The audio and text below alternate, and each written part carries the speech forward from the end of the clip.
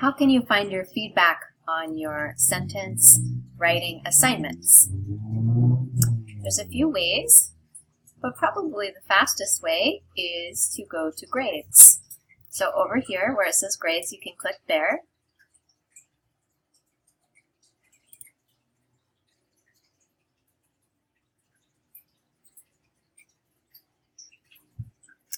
Here I can see my scores on everything.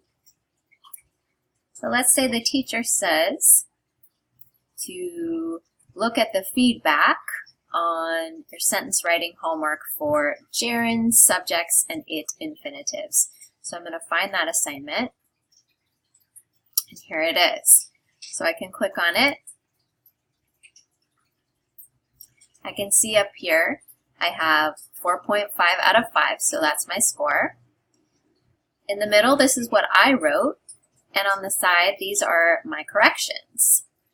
So I can see that I got this one wrong because the teacher wrote it again here with a correction. So here I put new, and here I should have said news, right?